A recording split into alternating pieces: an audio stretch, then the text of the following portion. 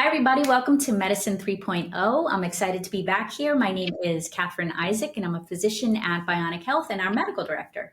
And today we're bringing back Dr. Jennifer Goldwasser. She's a dermatologist in New York, and she's a fabulous colleague of mine, clinician, educator. She's a wealth of knowledge.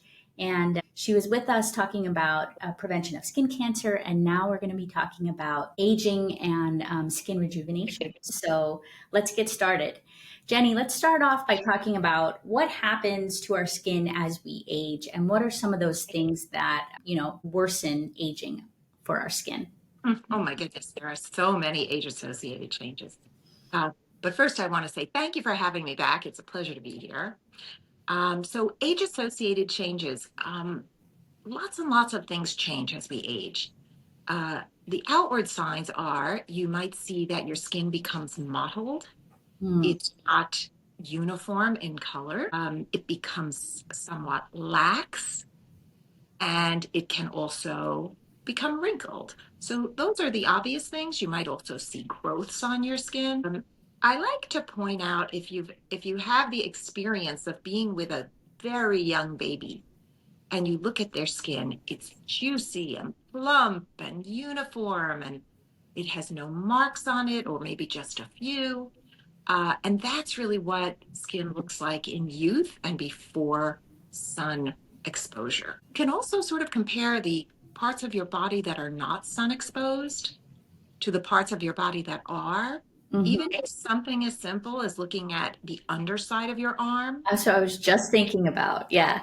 yes, and then looking at the part of your arm that is sun exposed all the time. And you Mhm. see it's different. The texture is different. It's not rough where it's been protected. It's not discolored. It's not as wrinkly. So sun is really primarily what changes the appearance of our skin over time. Right. That's a really good motivator. I love that because you can see that clear evidence on your body. So if Yeah. you're thinking, like I want to try to minimize any ongoing damage, that's a clear indication that it's useful to protect against the sun. Absolutely. I'll point out one other thing because it's such a common phenomenon and a very graphic depiction of what happens to your skin after sun exposure. Mm. We've seen people who are elderly who have these red purple blotches on their sun exposed skin, like their forearms and their hands. Hmm. And that's happening because the connective tissue in their skin has deteriorated and it's no longer able to support their blood vessels to keep their blood vessels intact. Wow. So even minor trauma, knocking into your countertop, something you might not even recall, can leave essentially a big bruise. Right. So that's another kind of graphic example of how sun causes deterioration in your skin. And what is the name for that again? Isn't it like solar? It is called senile purpura. I sort Oh, of yes, hate the yes. name because many people don't understand when they hear the word senile, they think it's we're talking about dementia. Right. Senile is just really a word that means age associated. Hmm. Hmm. So senile purpura is age associated purpura, but it probably would be better to name it solar purpura, Yeah. sun induced purpura. Hmm. Right. Interesting. So we have these things to look forward to. The skin becoming more lax, structural integrity is lost. We hear a lot about things like changes in collagen, and so this is going to be a very useful segue into thinking about what are the things that we can do prevention wise, and what are the things that we can do over the counter that are useful for us. Is there actually any value? Oh, sure. Yeah. There are so many things you can do to enhance your skin health and appearance. I always like to start at what can you take away? Hmm. That's my approach. So I like to approach medical problems first by subtraction. We Love talked a little bit about this. And so we've touched upon the idea, you and I, that things like tobacco, smoking, vaping can be something that can be subtracted. Things like alcohol and recreational drugging can be subtracted. These things take a toll on our bodies and our skin. it. Hmm. Um, Things like sunning can be subtracted. And I'm a big proponent of a plant-based diet. Hmm. So avoiding foods that are ultra processed or animal based. I'm not saying you have to be 100% vegan, but I'm saying we should recognize that those foods are not particularly healthful. Hmm. So by subtracting them, you kind of have this um, double benefit in that you're getting rid of something negative and you're hopefully replacing it with something positive. Something like vegetables or beans or mushrooms, something that's going to have phytonutrients and antioxidants, Hmm. fiber, and these things will actually improve your health. So subtraction first and then addition next. I think I think we as allopathic physicians have all been trained to think addition first. Hmm. And I think it's a flaw in the training. Yeah. I love the way that you framed it so clearly. I always like to think of, my sort of approach being more of one of simplicity. So doing the simple things first and then adding on after that. Yes, And I love the way that you're describing it because I do have a lot of members who come and they're like very interested and curious about like what are the supplements that I can add? What are the things that I can do from that perspective? And I try to think of like how much bang you're going to get for your buck. And so with supplements, not that they can't provide value, but for the buck that you're using, you're going to get, a certain amount of benefit. Whereas, as you describe, if you're subtracting out those obvious toxins, alcohol, marijuana, excessive sun exposure, tobacco. you're going tobacco, thank you. You're going to get a lot more value than what you're getting from adding that extra B12 supplement or even the vitamin D. Not that vitamin D is not useful, and I'm sure it'll come up, but you'll just get much more value from. Absolutely, absolutely. And I agree with you. It's much more cost effective. Hmm. To Hmm. remember that our bodies are designed not to absorb and utilize nutrients that come in a capsule. Right. They are designed to digest food and extract nutrients from food. And we have to work with nature because we're part of nature. If you try to fool the system, it's not terribly effective in my experience. Hmm. So, for sure, I think you have to first address the subtraction. I have the experience fairly frequently of patients coming to my office with literally a shopping bag full of product, just throwing the whole kitchen sink at the problem. What ends up happening is it's counterproductive because your skin can't take so much. Right. Its skin is designed to be a barrier. So topical products have limitations. I love that. Nutrients are supposed to reach your skin through your digestive tract, through your blood. They're supposed to be reaching your skin that way. So while there are topical products that are helpful, and we'll talk about those, Hmm. I think we really should recognize that this is an inside out problem. Yes. Yeah, your skin is just an organ and it's responding to what you take in, just like other organs in your body do. Right. So, as far as topical treatments over the counter, like you said, less is more, keep it simple. You want to start with some sort of gentle cleanser. I tend to prefer something like Dove Sensitive Skin Bar or Body Wash. Hmm. It does have a little bit of a lather and it leaves a little bit of a protective residue on your skin. Now that takes a little getting used to. Not everybody loves that. But there are other gentle cleansers. I tend to really favor the La Roche-Posay skincare line. I I think use their cleanser. yes, they have a lovely gentle hydrating cleanser. Yeah, I enjoy their foaming cleanser. I feel like it's effective without being too harsh on my skin.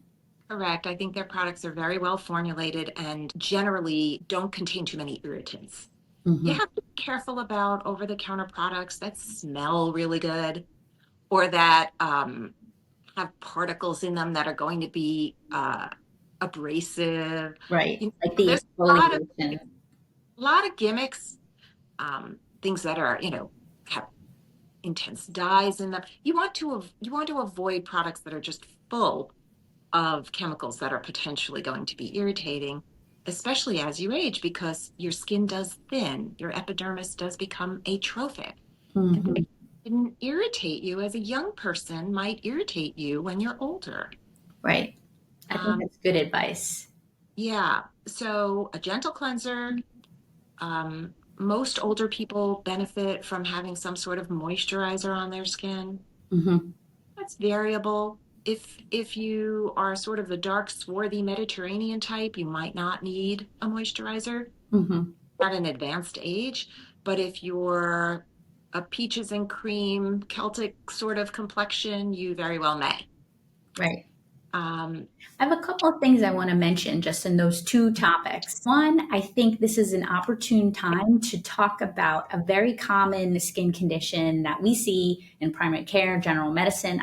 I'm sure that you see it all the time. I think part of it is an educational uh, deficit, and that is seborrheic dermatitis. Can you talk a little bit about what that is, what it looks like, and how to manage it? I'll tell you what we know about it, but even though it's super common, Hmm. um, it's still a little mysterious. So we know that seborrheic dermatitis, it's what most people would call dandruff when it affects the scalp. Hmm. But it can affect other parts of the body too. It can affect not only the scalp, but the face, the armpits, the chest, the genitals, Hmm. Ears. ears. And it can cause redness and scaling. And when people see scale, they often assume that dryness is the problem. Yes. But in fact, seborrheic dermatitis can generally be much improved with vigorous washing. Hmm. There's a yeast that's at the root of this problem. It's a yeast called Pityrosporum, Mm. also Malassezia. And we don't really understand how this yeast does its mischief. It may be partially a genetic predisposition that people have, either to grow the yeast a little too well or to respond to the yeast in a way that's a little bit aberrant. Mm. So it's still not entirely clear. We know there's a yeast, we know there's inflammation, and we know that vigorous cleansing is generally helpful. Yes.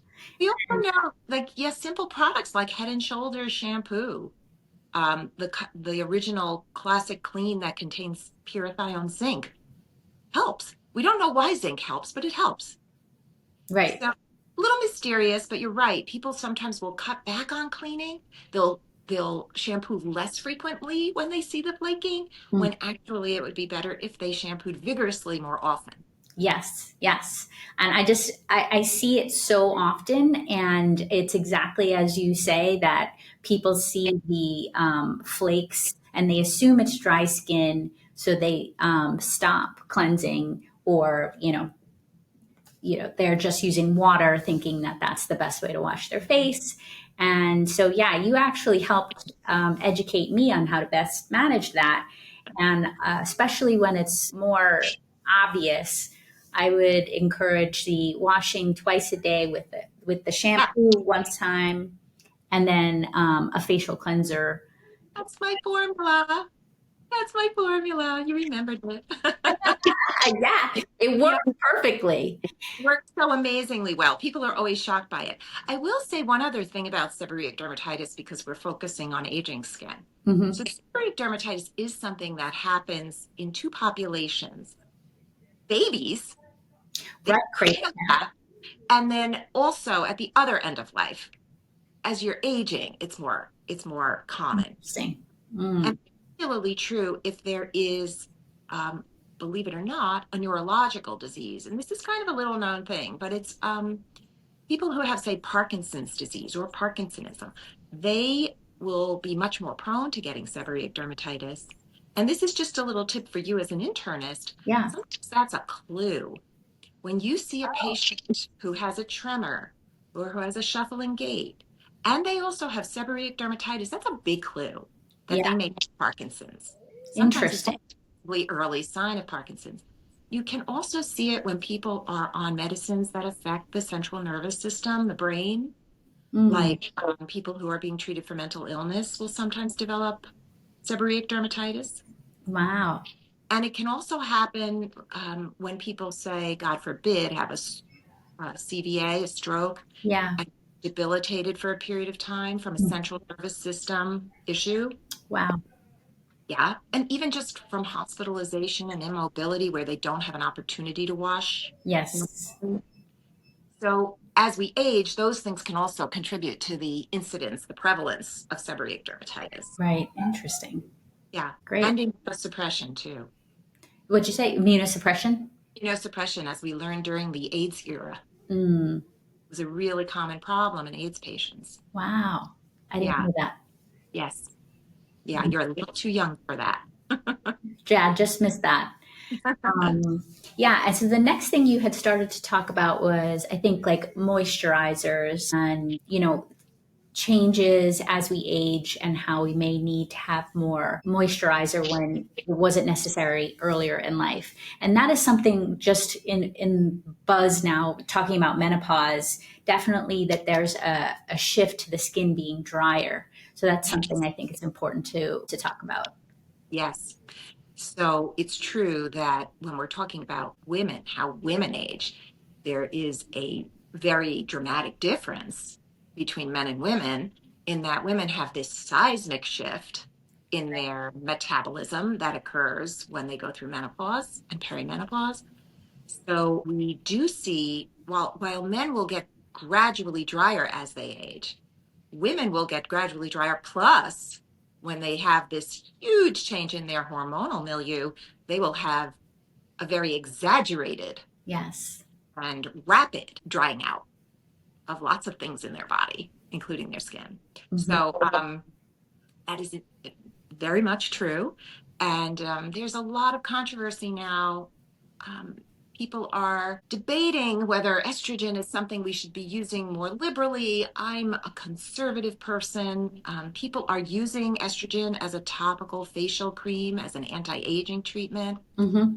I'm not on board with it yet. I don't know whether I ever will be. I just don't think we have enough evidence vis-a-vis safety and vis-a-vis efficacy Hmm. to really recommend it. I have a huge respect for hormones. They're very potent. They have unseen, poorly understood ramifications. So I just think we have to treat them very carefully. Hmm. But yes, moisture becomes a real problem after menopause. We talked about gentle cleansing, we talked about moisturizing. I will also point out the third really essential component for pretty much everyone is sun protection. But what I find with patients is we get into a rut early in life, maybe in our 20s or 30s with a skincare regimen. We may not even think of it as a skincare regimen. Right. But like I'll see people who are in their 70s and I say, first tell me exactly what you do every morning and every evening. Often people have a hard time even articulating what they do. Hmm. And I'll have to say, what do you want? Do you wash your face? What do you use to do that? Do you put on any products after you wash? And I'm always surprised when people say, oh yeah, I use an astringent. I use a sea breeze pad or something. 70 years old. Cool. You're using your acne regimen, right? We have to rethink this. Surprised how often this happens. People get in a groove and they stay with it for 50 years. Yes. And they're wondering why they're dry and irritated. Goes back to our subtraction. But ditto kind of with soaps. People will Yes. tell, I'll ask what soap they're using, and they tell me Irish some Spring. Irish Spring. And I really no. Tell me you're not using Irish Spring. You didn't notice that was really highly fragranced and drying you out. So it's always a little bit funny for me. I joke with my patients. There are two kinds of patients. There are the patients who have good skin instincts, and the patients who have terrible skin stinks. Just kidding. The people who, I mean, I can give you a million examples, but people who just like, that's what you thought was going to solve the problem? Really? So it's always a little funny in our office. We joke about that, but You made me think of the first, I think it's like My Big Greek Wedding or whatever that movie is. Isn't he like, he sprays yeah, like ammonia on his skin, the father? great example of poor skin stinks. Yeah. Yes. So Yeah, you see, so few things work, and I think this is true with all of our organs. We have to admit, we have to recognize that our bodies change as we age, and you have to listen to your body. right. You have to pay attention to what your body is telling you. Yes. So I always joke with my husband because I've known him since I was 19 and he was 21, Aw. And I remember when he could just have an Italian sub, wash it down with a couple of beers, and just be fine. Now, I have to remind him, you're not 21 anymore, and that's not going to sit so well. That's not going to sit so well. So Your we skin have is to, not going to be glowing tomorrow. right, we have to really recognize. And when I was reading through what we were going to be talking about today, sleep is another good example of that. When you're 20 years old, if you get a bad night's sleep, you roll out of bed, you put yourself together, you look fine. Right. But not the case when you're 50, 60, 70. No. Shows. It shows. Even one bad night's sleep shows. Hmm. Yeah, I was actually saying to one of our colleagues here yesterday that if I don't sleep, I feel like I'm in my 20s and I have a bad hangover, like just because I didn't sleep. Yes. Yes. Yeah. Just don't bounce back the way we used to. Yeah. Hmm. That's what I like to point out. We break, we don't bounce after a certain age. That's funny. I wanted to mention or ask about moisturizers because they will advertise about how they contain different elements and it can be confusing. And I'm like a kindergartner when it comes to skincare. I have like my basics that I learned from you in terms of like, You. Look at how gorgeous your skin is. thank you. Keep it simple. Hmm. um, but like, so there are these products, they talk about ceramides, they talk about hyaluronic acid, they talk about these other like additives. What are the things that actually would be valuable to use, and what are the things that are just not doing anything for us? Really good question. All right. So first, let's talk about moisturizers, the vehicles that they're available in. Okay. So there are oils, and there are bath additives, and there are lotions, and there are creams, and there are ointments, and there are emollient foams even now. For dermatologists, vehicle is really important. Vehicle is really important. This is sort of counterintuitive, but water is a drying compound. When you put water on your skin and it evaporates, it will make your skin a little drier. When you put something that's rich in oil on your skin, it will hold in the moisture and act as a moisturizer. And there are also ingredients in moisturizers that can actually draw water into your skin. We call these humectants. So there are emollients that contain a lot of oil, and then there are humectants that draw water into your skin. And hyaluronic acid is the best example of a humectant product. Hmm. That's why it's so popular right now, and it is pretty wonderful.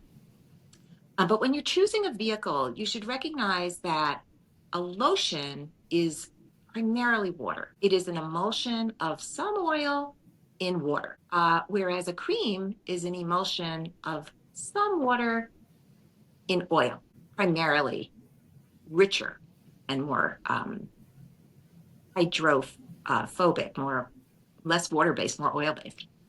So you want to use a rich, creamy product as an older person. So generally, those are available. The format that most people would choose there is a cream, Mhm. because if you choose an ointment, it's very moisturizing, but it can be greasy and tacky and stain your clothing and make it impossible to function in the world because you're just too slippery and greasy. So the first thing is to find a product that's a rich cream, and those generally don't come in pump tops. Pump. Those Okay. they generally come in a jar. Hmm. It's a little, yes, less user friendly for most people, but that's the first mistake people make. They buy a thin lotion. Okay. That's very helpful. So even just looking on the shelf, avoid the pumps, go to the jar or like a tube with a thicker top that's going to be easier to dispense from. as a rule. There are a few products out there that have the pump top and are rich enough. Mhm. And I end up recommending them often because it is so user friendly to use a pump. Okay. So, for instance, Vanny Cream Moisturizing Cream is a good choice, and it comes in a jar, but the jar has a pump top. Okay. And that's a brand that's free of fragrance and dyes and allergens. So that's a good brand for people with sensitive skin, Great. Vanny Cream. And then again, I love the La Roche-Posay Lipicar product. Okay. That's available in a pump, and that's a Mhm. nice product, and it's still available as a pump. And then CeraVe or Cetaphil in a jar. Those are fine choices.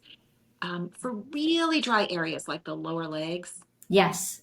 especially if people are prone to rashes on their lower legs, Hmm. sometimes the case if their veins aren't working so well.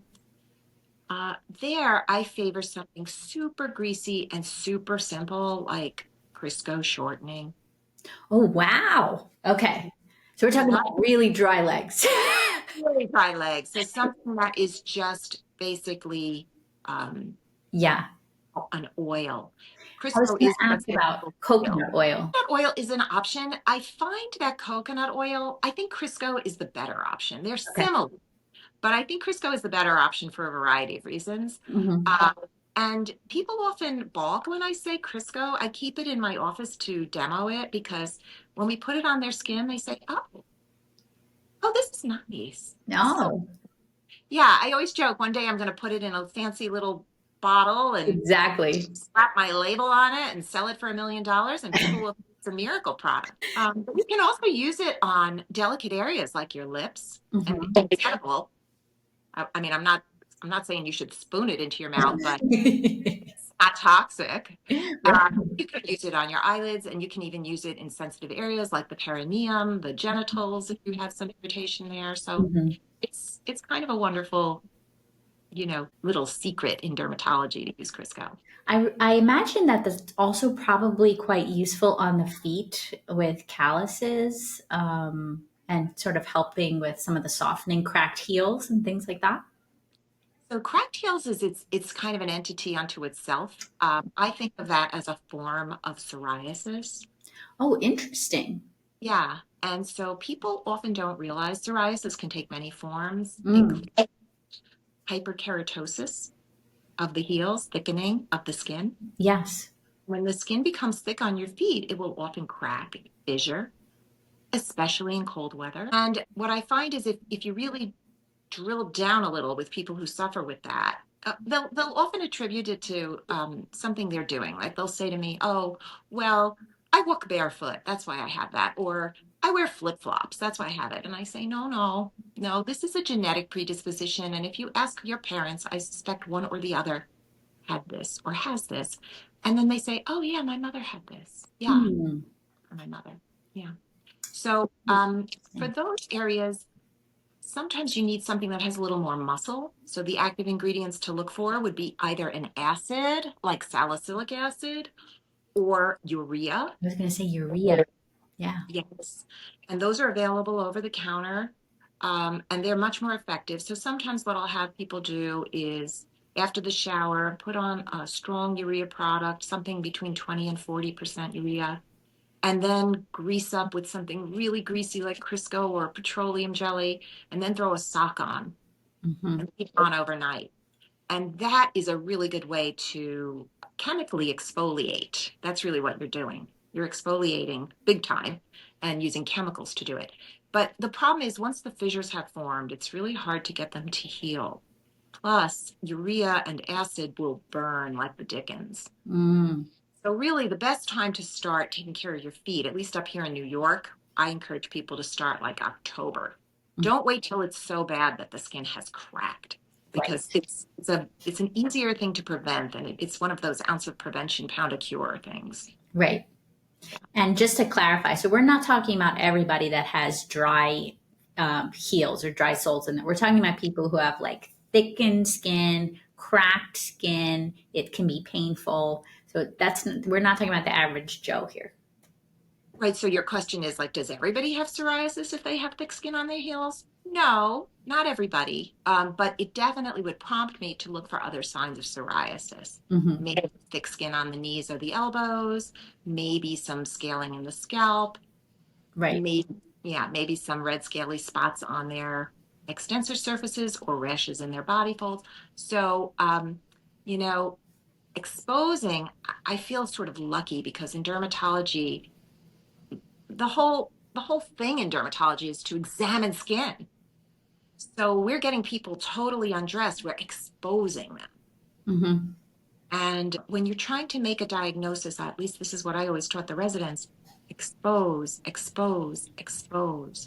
Look, because sometimes the signs of disease are not neon signs, there you have to hunt for them. Yeah, yeah. You That's have to brilliant.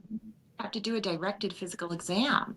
If this is in your differential diagnosis, then where can you find the clues? Right. Wonderful. So we're talking about moisturizers. We talked about delivery vehicle, creams, lotions, and we talked about hyaluronic was the humectant. So that's a good thing to have in a product that you purchase. Yes. What And about, they, tell us a little bit about ceramides.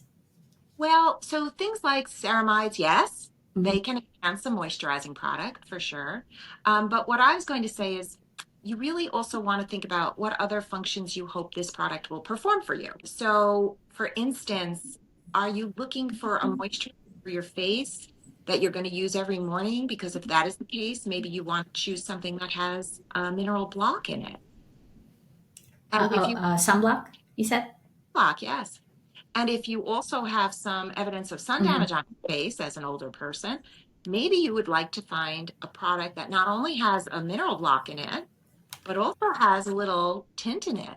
So you might choose one product to use on your face in the morning and a very different product to use at night when really all you're hoping to do is moisturize, not to conceal and not to sun protect, but just to moisturize. You might choose something Hmm. greasier, heavier to use at night than you would use in the morning. And it may also vary a little bit depending on the season and what you're going to be doing. So So, yeah. that's a great thing that you mentioned. Do you recommend moisturizing twice a day?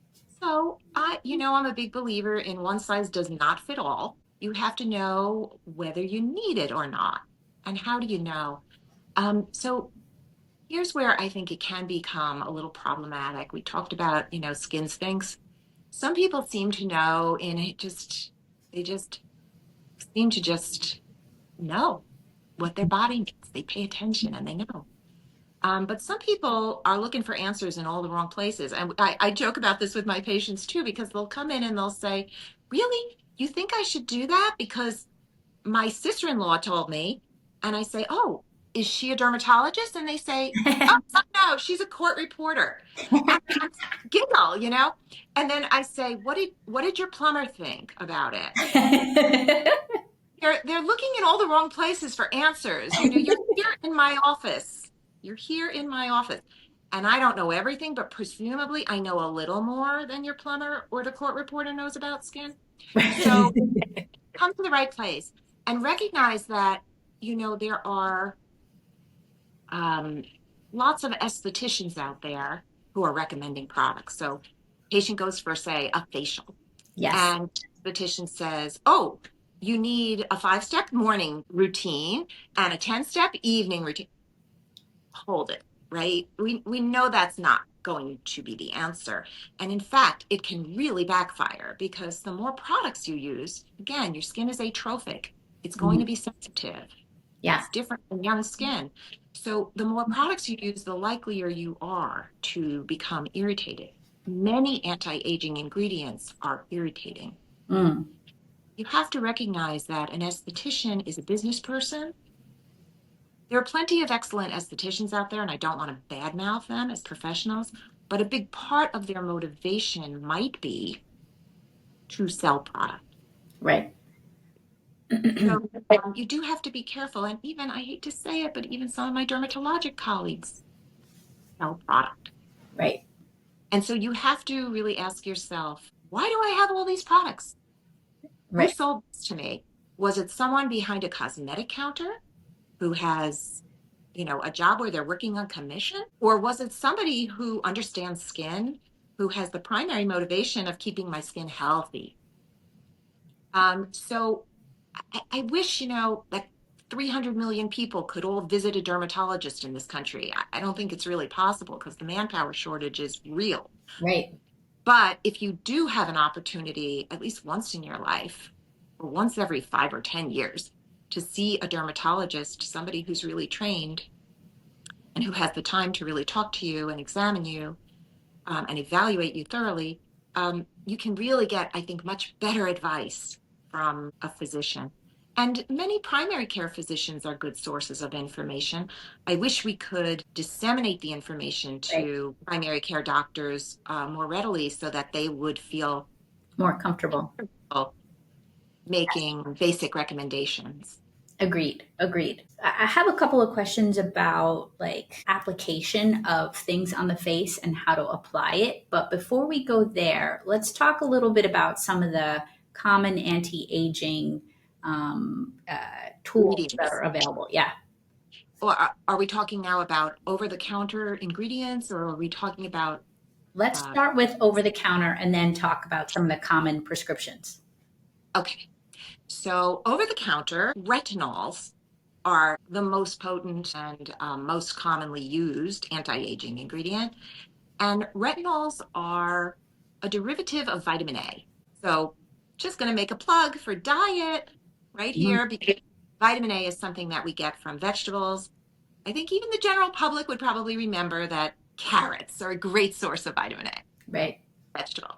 So, but initially retinoids were introduced because it was noted that vitamin A was therapeutic for acne. But vitamin A is pretty toxic in large doses. It can actually do you some damage. So people started playing with that molecule and created topical retinoids Mm. because they had a better safety profile than just vitamin A. And so initially retinoids were used for acne, and then it was noted serendipitously, like, wow, people are looking younger when they use this. Their skin looks less wrinkly when they use this. And so manufacturers started developing products for mature skin that contained retinol. Hmm. So retinol is the over-the-counter version of a retinoid, and it's in many, many products. But retinoids in general, they do two negative things as well. They are a little irritating and they are sun sensitizing. Mm. That's important. Yeah, and it's not the way most people think of sun sensitizing. It's not like when you put on your retinoid cream, if you then go out in the sun, you're going to get a burn. That's not what I'm talking about. What it does is it thins your epidermis a little so that you will burn more readily. So if you've been using your retinoid for a period of time and then you're out in the sun, you'll be more susceptible to sunburn and sun damage Right. than you would be if you hadn't.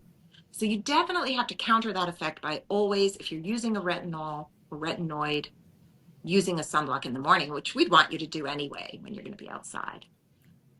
So that's retinol. It's in a zillion products, Hmm. and it usually says it right on the front of the product. But you can always read the ingredient list. And then probably the next most popular thing is vitamin C. And using topical vitamin C, and I will point out another vitamin that's abundant in fruits and vegetables, vitamin C used topically can also be helpful as an anti-aging product. It can stimulate collagen production. And when that happens, when those collagen fibers become more abundant and beef up, then your skin will look smoother. Right. It is an antioxidant. The problem with using topical vitamin C is a chemical that is easily broken down. It's sensitive to light, it's sensitive to heat, it breaks down with light or heat exposure. So it's difficult to formulate a product that has stable vitamin C. And the products that are really great are costly, Hmm. much cheaper to eat an orange every day, I would say. So, and probably a better way to deliver vitamin C to your skin. And then there's a whole host of other things for people who can't tolerate retinoids or can't tolerate vitamin C. You could try peptides. You could try um, just using a rich moisturizer that contains hyaluronic acid. You could use something that has niacinamide if inflammation is part of the picture for you. Mm-hmm. So there are many other ingredients, but it's really patient specific. Yeah. Yeah, that makes sense. And as you're talking, I'm thinking like I have rosacea, and I actually use an over the counter topical azelaic acid that actually controls my rosacea pretty well. But as you're saying that, I'm thinking if you're going to be doing something like vitamin C, that could potentially be irritating, whereas niacinamide might be a better option. Would Correct. So for someone who has rosacea who wants to use a moisturizer with an active ingredient, yeah, niacinamide would be a much better choice than vitamin C. Yeah. And that's where, yeah, people do run into trouble. hmm This is Um, good. This is good to know. And would you ever suggest, or and again, I know it's probably patient specific, but maybe using a product like vitamin C twice a week, as opposed to on a daily basis? Would you still get benefit from using it intermittently as opposed to daily? Yeah. So the gold standard is to use a retinoid daily. Mhm. That's the gold standard, but many people can't tolerate that. So we do sometimes do some sort of cyclic therapy, So, well, let's say day one you'll use a retinoid, and day two you'll use vitamin C, and day three you'll use niacinamide. You can do that. It does make the routine more complicated, of course, and more expensive, but it is sometimes done. Sometimes we just do a retinoid alternating with a rich moisturizer. And sometimes, like I said, there are seasonal differences. Like, so in the winter months in New York, many people find that a daily use of a tretinoin, a prescription retinoid, is just too much. Mhm. In the winter months, you might alternate. And in the summer months, you could use it every day. And the topical tretinoin, the retinoid, that's once a day, or is that a twice a day application? So, topical tretinoin is the prescription version of a retinoid. Mm-hmm. That is only to be used at night because it is inactivated by sunlight. Uh-huh. That's why we have people use it at night. And so it should be applied well after washing, at least 20 minutes after washing, and it should be applied sparingly. Usually the directions are to apply a pea-size amount to cover your whole face. And I usually demo it in my office because people really don't know how to apply creams. And the truth is, you have to understand why you're applying the cream in order to apply it correctly. Yeah. So, for instance, if you're applying sunblock, you want to slather that stuff on because you are trying to protect yourself. You are trying to recreate the conditions under which it was tested, which is liberal use. Right. So you can think about it this way. When I write my prescriptions or directions for patients, I will usually stipulate apply sparingly or apply liberally because different products need to be applied in different ways. So sunblock, liberally. Mm-hmm. Moisturizer, liberally. Tretinoin, sparingly. So a size of a pea on your finger and then distribute it sort of like this, and then you rub it in. And what you're really aiming for is a thin, invisible film. We call it a vanishing cream. You don't want to see globs of it on your face. Right. You don't want to use it on this delicate area, the upper eyelids. You don't want to, obviously, use it on your lips, a very delicate area. And you really have to be careful about doing this with it because the neck skin is really sensitive and easily irritated. And I very regularly see people coming into my office with irritation on their eyelids, on their face, on their neck, because they are either using product there or it is migrating there because they're not applying the product. Ah, interesting.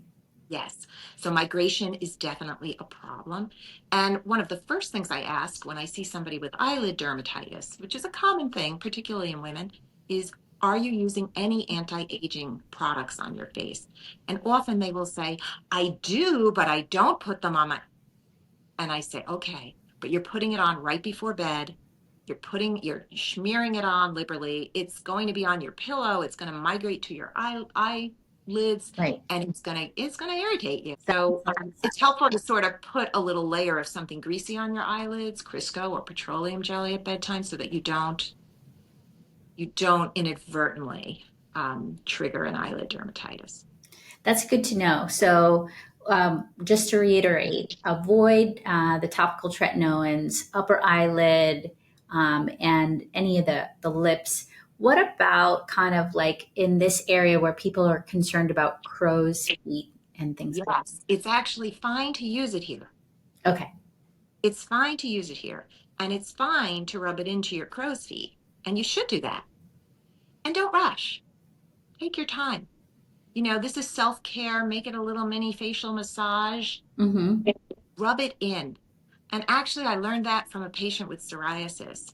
He did so well. Whenever he came to me with a flare, I'd give him a prescription for an ointment, come to me in follow-up 4 weeks later, and he'd be like, perfect. And I'd say, Aldo, what's your secret? Like you're so amazingly improved. And he'd say, I take my time with it. My Love it. time. Rub it in. I really make sure to rub it in. I take my time. And it really got me thinking. We're all in such a hurry. Yes. It's hard to even find the time to apply it, let alone really sort of lean into it and give it a really good massage in. But that's a great thing to do for yourself. Yeah, that's I think that's really good advice. And so at we're doing a nighttime cleansing, and then 20 minutes later applying the topical tretinoin, letting that really soak in before we go to lay down so that it's not rubbing all over the place. Can put a little bit of a topical skin protectant on the eyelids, like Okay. petroleum jelly. Yes. And what about after the topical tretinoin at night? Do we do a moisturizer for people who are dry? Would you put that on top of the tretinoin, or is that a no? I generally prefer not to, but Mhm. that varies from dermatologist to dermatologist. I like to be sort of purist about it at night. Okay. I will point out that 20-minute waiting period, that's at least 20 minutes. Okay. Um, I tell people to do this. When you come home from your day, from your work or your day, go wash your face and then have your dinner, do whatever it is you do. You can exercise, you can read, you can watch TV, whatever you do, and then put your tretinoin on. Mm, It could be 2 hours after you've washed. It could be 3 hours after you've got washed. it. Got it. Ideally, it's not immediately before bed, but if you're careful about how you apply it, and if you protect your lips and eyelids and don't rub it down your neck, then you'll probably be okay even to do it at bedtime. Got it. Good to know. All right. Excellent. When is it a good idea to switch from an over the counter tretinoin product to a prescription strength tretinoin? Really good question. So the first few weeks of use of a retinoid is kind of a critical time, because those first few weeks are the time that irritation is likeliest to develop. So usually when we're newly starting somebody on tretinoin, either depends again, it depends on their coloring, how well I think they'll be able to tolerate it. But if they're very fair and a little bit sensitive, then I might say, let's use an over-the-counter retinol for 6 months and see how you do. Get a sense. Mhm. And then if you're doing well with it, we'll switch you to a prescription. That's usually my approach. But if I'm starting someone fresh on tretinoin and I don't feel like they need necessarily to condition their skin for 6 months with a retinol, I'll give them the prescription and say, for the first 2, 3 weeks, just use it every other day and see how you do with that approach. And of course, my practice is a little unique because my patients can reach me very readily by text. Mhm. So they can just shoot me a text message to say, like, yikes, my face is flaky and red. And then I'm going to tell them how to calm that down. Mhm. And then we're going to try a different tack. But here in New York, when people see me in January and want to start a tretinoin regimen, I will sometimes say, let's wait till April. Like, let's not do this in the dead of winter when it's 12 degrees and gusty, Right. it's the ambient conditions have a very big impact. Got it. And That's good. I also tell people who skiers run into trouble, so they could be sailing along using their tretinoin on a regular basis, and then they go on a ski trip to Utah where they're, in the To mountains. try. The UV index is high, the air is dry, they're out all day, you do the math, you know what's going to happen. They're going to end up irritated. So you have to remember, skin is more fragile, more easily irritated. Also, people who wax their mustache will find, or their eyebrows for that matter, will find that when they're using a topical retinoid, wax can rip your skin off. Oof. Yeah, so it makes your skin fragile. It makes your skin sensitive. It requires a little finesse. It requires tweaking. I like to use the word titration. Yes. People know what I'm talking about with that. So, Jenny, actually, this is very helpful. So, we've heard a bit about some of the precautions to be aware of with topical tretinoins, like it's thinning the skin, you become more sun sensitive, you got to be careful if you're doing any kind of procedures like hair removal. What Right. is the benefit of the product? Yes. So, and I had a secretary early on in my career who used to say, it makes you look 5 minutes younger. And everybody would say, okay, sign me up. It's it does make your skin look smoother, more uniform. It effaces the fine lines. And the longer you use it, the more pronounced those changes are. So I do have patients who have used it for decades. Hmm.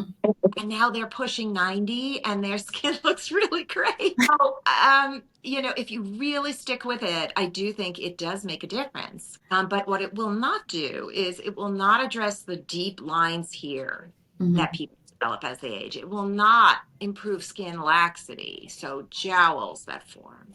It will not really efface the wrinkles that form from muscular contraction, like the 11 lines between the brows, Hmm. Hmm. two vertical lines that look like the number 11, and the horizontal lines that form on your forehead from raising your eyebrows. And when you're talking about wrinkles like that, you really have to think about other modalities of treatment, Hmm. like Botox for the forehead and the 11 lines, or fillers for the deep lines that form here, or plastic surgery for the laxity, um, or maybe an intense laser procedure for the laxity. So you have to know what you're signing up for, what it's going to do for you, what the caveats are. It's not a slam dunk. And again, not a one size fits all answer. Right, right.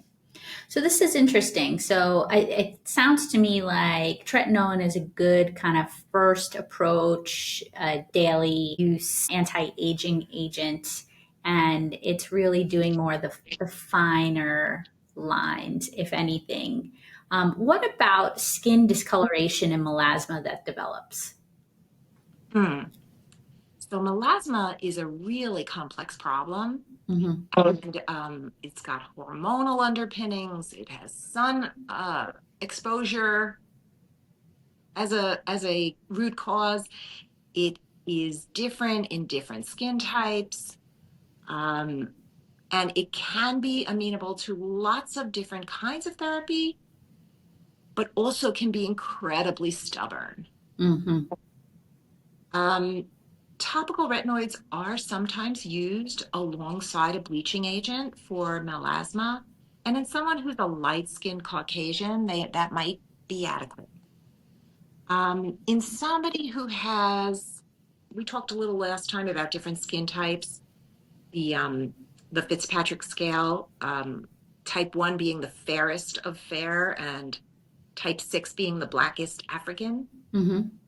And most of us fall somewhere in between. So the lighter you are on that scale, the more likely you will respond to simple topical measures. But I do like to point out, because this is another example of an ounce of prevention, pound of cure, Yes. sun protection, sun protection, sun protection. And it's also one of those things that if you're taking a hormone, if you're on estrogen or on a birth control pill, Of course, if you're pregnant and your estrogen levels are high for that reason, all of these things will also predispose. Mm, So it's sometimes called the mask of pregnancy, but it certainly can happen in people who are not pregnant. And it can happen in men as well as women, but though it is much more common in women. great. So it's complex. Got it. Um, but sometimes tretinoin has a place. Okay. Well, so you started to pivot a little bit to talking about fillers and Botox. So I'd love to talk and learn more about each of those things and, when you might want to use it. Certainly, what are the risks and can you correct any problems associated, et cetera. I'll let you share on that. So probably the simplest and most popular procedure is Botox, and now it's even young people are asking for it. And it's a pretty genius idea. Taking the botulinum toxin, the toxin that causes food poisoning, and the way it affects our bodies is it paralyzes our muscles. And we can use that property in a very controlled way to paralyze muscles selectively. So pretty genius idea, in my view, to Hmm. take this toxin and just paralyze the muscles that make us furrow our brow. And then our brow will look smooth because we won't be able to furrow it. So when you see someone who's had Botox, and you see them all around you, because they're on the news, there's a lot of newscasters who get them, and lots of people on the screen do use it, on the big screen or the little screen. But a lot of actors and actresses don't like to use it because your ability to make certain facial expressions will be altered. Mm, And so that is a negative thing about Botox. yeah, You furrow your brow when somebody's telling you something harrowing happened to them. right. Uh, you can't do that. It's potentially going to impact that interpersonal encounter. Uh, but other than that, it's actually quite safe. When it's in the hands of somebody who knows what they're doing, it's quite safe. And because it's a temporary effect, even if you were to have a side effect that's considered the most common side effect, which is lid lag, the inability to open your eyes as Mm, widely as you used to, hmm. uh, it will be a temporary phenomenon. It only lasts for 3 to 4 months. Okay. So not too much can go dreadfully wrong with Botox. So I think of it as a pretty safe intervention. Okay. It's expensive and it has to be maintained, every 3 to 4 months. So, with all of these cosmetic interventions, the expense is really the limiting factor for most people. Hmm. And then for plumping up these lines, another really common complaint, that would do better with filler. We don't want to paralyze the muscles around the mouth for obvious reasons. We need those muscles to talk, to Right. eat. So we can't really, I mean, people do use Botox a little bit around the mouth, but it's not really so commonly used that way. So fillers can be used to plump up these lines, and it will soften the lines. There are many different kinds of fillers that can be used, but most commonly it's hyaluronic acid. Hmm. You might hear the words Restylane or Juvederm. Those are brand names that are commonly used, just like Botox is commonly used for the neurotoxin that paralyzes muscles. These are brand names. Hmm. There are other brands. Um, and so, yes, you can soften the lines with filler, and depending which filler you use, it will last either a relatively short period of time or a moderately long period of time, or potentially even permanently. And then there are lasers and energy-based devices and lights that can be used on the skin. And there's a huge variety of those now. And they can do a lot of positive things to improve the appearance of skin. You can get rid of brown marks on the skin. You can get rid of dilated veins on the skin or redness from rosacea. Mm, Those sorts of lasers or lights are relatively safe for people with light skin in the hands of somebody who knows what they're doing with it. And those can be relatively inexpensive procedures and can produce a pretty long lasting improvement. But I would never promise anybody that they'll never need to do it again. hmm. I no longer do these procedures, but I have an excellent laser surgeon in my county to whom we refer pretty regularly. Right. Um, And there are other energy-based devices that actually don't damage the superficial layer of your skin, but so much, but actually the energy penetrates to your dermis and can help your dermis sort of thicken and strengthen and tighten so that the net is that your skin looks tighter and smoother. And those effects can be really pretty dramatic considering those are relatively non-invasive or minimally invasive procedures. So there have been many strides made in this arena. And then, of course, sort of last resort is surgery. And for laxity, sometimes it does come to that. That's still the gold standard to lift the face, to lift the brow, to lift the neck, or to lift the eyelids, either above or below. Mm-hmm. So surgery. But of course, that's expensive and carries some risk, but can produce really dramatic rejuvenation. Interesting. Wonderful. Wonderful to get the eyelids done if you have those very, very droopy eyelids. It's very rejuvenating. It's relatively inexpensive compared to a facelift. And I find that to be a very forgiving procedure. Most people really are delighted with their results. Yes. Yeah, I've had a number of patients who had that partially because it was obstructing vision Oh, yeah. and found it really, really valuable. Well, if it's obstructing vision, then your insurance is supposed to even cover it. So, Which is good. yeah, which is wonderful. Yeah, absolutely. Mm. Interesting. So, is there any of the newer things that are available, newer procedures that you're particularly excited about? Like, wow, I really surprised at the effectiveness. It sounds like one of them is this light therapy that penetrates a bit deeper. Yes. So actually, the procedure that I think is really interesting is something called radio frequency microneedling. Mm-hmm. So this device penetrates your skin with a tiny needle.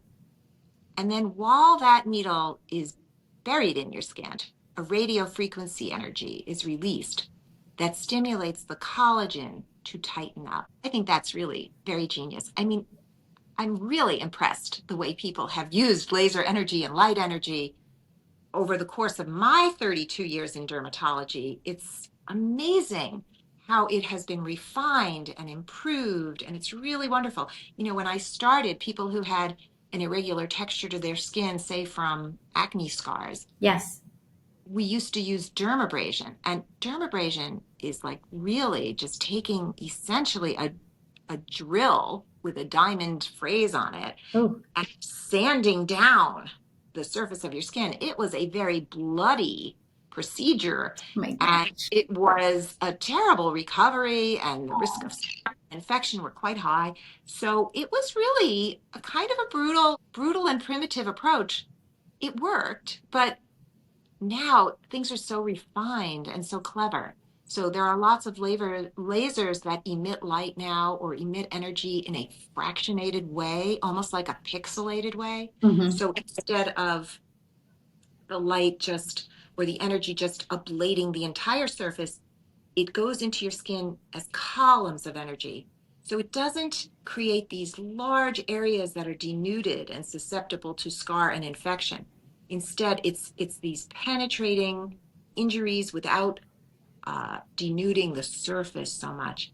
And while it may require multiple treatments, it's really much safer and much more elegant, a much more elegant and sophisticated way to rejuvenate the skin. Very And the interesting. other interesting concept, I think, is this idea of platelet-rich plasma, Mm-hmm. RP.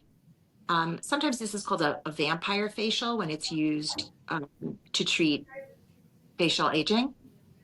But essentially, you draw blood from the patient, and then you spin the blood down, and you draw up the fraction of the blood that doesn't have the red blood cells in it, but it has the plasma, the platelet-rich plasma portion of the blood.